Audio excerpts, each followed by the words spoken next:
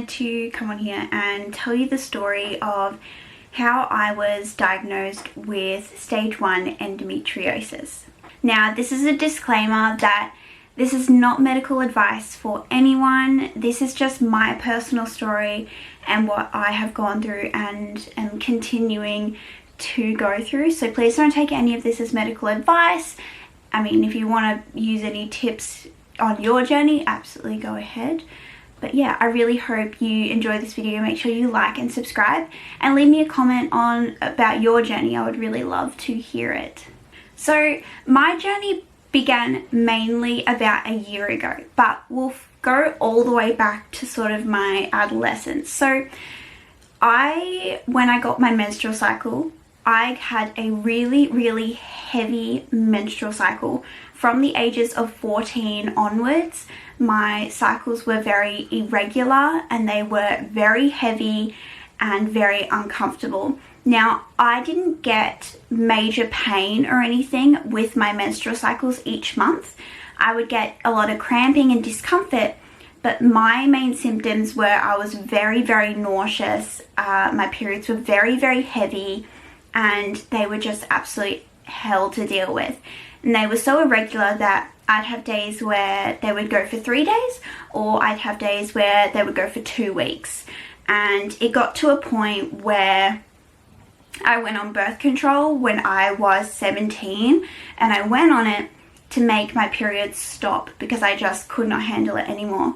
At that time, I actually didn't look into why my periods were like this because I thought it was normal at the time to have a really heavy period and a really uncomfortable period and really bad PMS beforehand. So I never really looked into it too far. So I ended up getting the rod in my arm, and that was a really good choice for me personally because it stopped my period for 3 years. But now looking back and also knowing that, you know, I'm in a degree where we look for the root cause of disease. I'm studying to be a naturopath. But looking back now, knowing that that is such a band-aid fix to what my problems were, I wish I had looked into it further on back then. So fast forward about 3 years from when I got the rod, I had it taken out because I wanted to get my menstrual cycle back into a normal flow. I wanted to see how I would go. And as soon as I got it taken out, everything just went haywire. I was bleeding constantly. I was having severe nausea and discomfort and severe bloating. I had this chronic bloat all the time in my lower abdomen that was just really uncomfortable. So that's kind of my menstrual cycle in a whole of what it was. Now, we're going to go back to the start of last year. Now, I started experiencing this lower right abdominal pain, and it was right above my groin area, right next to my hip. And the pain started off quite small, and it was only in that area. It was this stabbing, shooting pain that would only last a few seconds, and then it would go away. So I didn't think too much of it. Throughout that time, I was getting my period, and it was still coming irregularly and really heavy. But I had one of my periods that left me so iron depleted. My ferritin levels were at an 8, and I was really sick and had to get an infusion. Now, going from there, I ended up presenting to my local women's hospital because the bleeding wouldn't stop. So they gave me medication to stop the bleeding, and they got me a referral to go and see their gynecology team in the public system. Now, if you know the public system, it is very busy. There are lots of people who want to get in to see specialists, and it takes a really long time. So I ended up waiting about 8 months for my initial appointment with the gynecologist. And when I had my appointment, I'd actually presented to that same hospital about 4 or 5 times with excessive bleeding and abdominal pain. So throughout that time, that same pain in that area had started getting more and more severe and more frequent. Now, nothing in particular would make it worse, though there were a few times that I'd go to the bathroom and I'd get this severe pain just out of nowhere, and it would last a few seconds, but each time it happened, it would last longer. So finally the day comes that I have my gynecology appointment, and I am on the phone to the gynecologist, and she's absolutely lovely. She's still my gynecologist to this day, and she had suggested to me that it could be endometriosis. Now, when I'd been in the emergency room previously, they had said, oh yeah, it could be endometriosis, we don't know. So the gynecologist ended up sending me for an internal scan, and I had that scan done and it didn't show anything, which is fairly common for those who do have endometriosis. If you have like a lower grade of endometriosis, it doesn't always show up in a scan.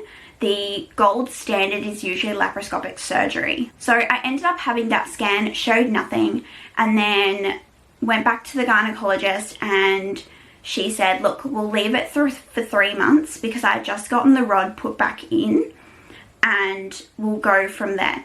It gets about 2 months in and my pain has just escalated so much. I'm still presenting to ED for pain management and to stop the bleeding, and it's just a whole shamble of things. So I ended up deciding to contact the gynecologist privately, because if I were to wait to go and see the gynecologist again in the public system, it would have taken months and months and months. They said it could take up to 3 years to even have laparoscopic surgery in the public system because the wait list was that long. And I was in so much discomfort and pain that I was just like, I can't do this. I absolutely cannot wait. I need to get in. So I ended up seeing her privately later this year, and we decided to do laparoscopic surgery to see if I do have endometriosis. Now, she wanted to put a Mirena in, and me personally, I was not comfortable with the idea of having a Mirena in, just because I've read about it and I do have other pre-existing conditions that could affect the Mirena. So I didn't really feel like it was the best fit for me, and I made that very clear to her, and I said, look, I would like to stick with the rod because it has worked for me in the past for my periods, but we'll go from there. So I ended up seeing her privately, and I had another scan to double check my uterus and everything, and also to make sure that I didn't have something called an ovarian torsion, because they thought initially in the ED that I may have something called an ovarian torsion that would twist and then untwist, that was causing all the pain, but luckily that wasn't the case. So I saw the gyno and we scheduled my surgery for later November, December, and then I finally got the initial date. Now, when I got the date, I was so thankful, because I was in so much pain. I was still presenting to ED, and they were having to give me, really strong painkillers to ward off the pain. I was at home all the time, and that alongside my other chronic illnesses, it was just so incredibly debilitating that I didn't know what to do. I was in constant pain. I was feeling so hopeless, and every time my pain escalated so much, I didn't want to go to hospital. If you've got a chronic illness, you would understand that feeling of knowing in reality, someone who doesn't have a chronic illness who had these symptoms should go to the hospital.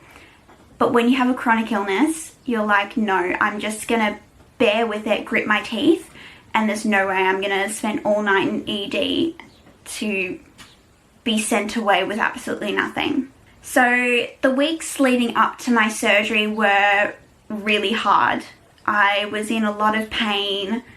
I was feeling pretty awful all the time, and I was kind of back and forth organizing the date for my surgery and my care afterwards. For me, the best thing that I decided to do was to stay with my parents after surgery, because I knew that I was going to need extra help, even though, yes, laparoscopic surgery is invasive. It's not the most invasive procedure that you can have. So I decided to stay with my parents, and I'm really thankful that I pre-planned everything and made sure, you know, I had meals prepped, I had a place to stay, I had people looking after me, I had all my appointments and medications booked and bought, and everything was sorted. So leading up to surgery was really hard for me because the anticipation, the anxiety was rising, and I had this really bad internal monologue and fear just kind of debunking myself and going, oh, you're not in that much pain, you don't need to have this surgery. Or, you know, what if they go in there and they don't find anything and you've just gone through this whole procedure for absolutely nothing. So that was really hard for me to handle mentally, because it just kept going around in circles in my brain, and I would like gaslight myself into thinking, oh, I don't need to have this done, I'm overreacting, even though in reality my body was just not coping. You know, I was in so much pain all the time. I, you know, had to carry a heat pack with me everywhere. If I went to my parents' house, I was bringing heat packs with me. I had pain medication on hand all the time. It was just awful. It gets to the day of my surgery, and I've actually vlogged that whole experience. So if you want to go back and have a look at that video, you should go and watch that, because that kind of goes through the day and the days like following my surgery. So the day comes and I wake up and I'm in pain already, but I kind of had this like sense of relief at the same time. So I get to the hospital. I ended up going to a private hospital, which, yes, it cost a lot of money, but it was either that or waiting a couple years to have this procedure done. And I know that some people don't have that capability of going private, and I'm really fortunate that I was able to do that. So I ended up having my procedure done privately, and when I went in, it was kind of all a blur. It happened really quickly. I got in, I was one of the first on the list, and I went in, went to sleep, and had it done. I woke up and I was in a lot of pain. I was very, very high on life and on all of their medications, and it took me a while to wake up, which is part of one of my conditions, is that I'm affected by anesthesia a lot more than other people, so it takes me a lot longer to wake up and to be fully alert. So it actually took me most of the day to really be awake and sort of with it.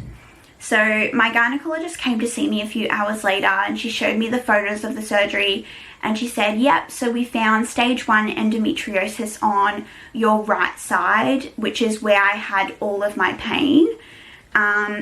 And she said, you've also got a really inflamed bowel, so it could be a really severe form of IBS, or it could be IBD, we're not too sure. But that would be affecting your pain as well, because it's pressing up against the endometriosis. And I felt this sense of relief to know that I was not crazy for all of this time. I was really thankful to know that something was there. Not happy that I had endometriosis, but also glad to know that I was not just thinking it all in my head and thinking I was crazy. And it's really crazy with endo that, you know, you could be stage 1 and be in such severe pain, but you could be stage 4 and have endo everywhere and not be in any pain at all, and only know because you're having issues with fertility. So endometriosis is such a spectrum of symptoms and stages and all of that. It's really crazy. So I kind of also gaslit myself a little bit after surgery and was like, you only have stage 1. Like, why are you whinging so much or in so much pain? But, you know, my family, my partner validated me, and they were like, it's normal. Like, unfortunately, it's normal. Even if you have stage 1, you're going to be in pain sometimes. And it doesn't mean that you're crazy or overreacting. Yeah, they found stage 1 endometriosis. They excised all of the endo. I have my follow-up appointment later next week, like my post-operative appointment. and we'll kind of go from there and see how things go. Though when she was in there as well, she also saw my ovaries, and she said to me, you have what looks like polycystic ovaries, but you don't have PCOS. So that really confused me. So I think I'll follow that up with her when I see her.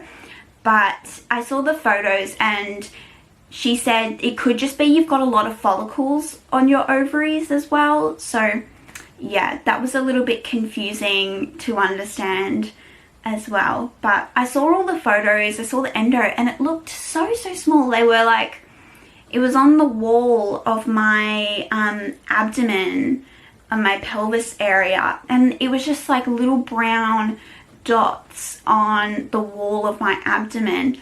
And it's so crazy to think that those small dots were what was causing all of these issues all the way from when I was 14, starting my period. This is a little PSA to everyone. If you have endometriosis, and if it's stage 1 or stage 4 or whatever, your feelings and symptoms are valid. So remember, you can have stage 1 minimally invasive endo and still be in agony and have all of these symptoms. So for me, my symptoms were ranging from issues of like IBS, fatigue, nausea, severe PMS, and then the bleeding and irregular spotting and irregular periods and all of that. So just remember that your symptoms are valid, and it does not mean you're crazy if you go in there and you have laparoscopic surgery and it comes back with, oh, it was just minimally invasive. You can still have all of these symptoms and it be minimally invasive. And on the other end of the spectrum, you can have stage 4 and have horrible symptoms, or you can have no symptoms at all. That's the really crazy thing about endometriosis. I'm really thankful that I was able to have a bit of a smoother experience of diagnosing my endo. And it does hurt me in a way to feel and think of all the other women out there who struggle to get a diagnosis with endometriosis, and my heart goes out to you. It absolutely goes out to you, because I see women all the time that have struggled for so long to get diagnosed with endo, and endometriosis on average takes 7 years to get diagnosed initially. Now, if I had known that all of my period symptoms from when I was 14 were due to endometriosis, then I would have been, may have taken that long to get diagnosed, but only because I started having this pain last year where the endo was located, then it was a bit quicker and smoother for me in my case. That's kind of the story of how I was diagnosed with endometriosis. If you guys have any questions, please leave them in the comments. I would love to answer and interact with you all. And if you're not following me over on my other social media platforms, they are located in the description below. But yeah, make sure you like and subscribe. And again, I'm really thankful that you guys are here and watching this video, and I love you all, and thank you so much for watching.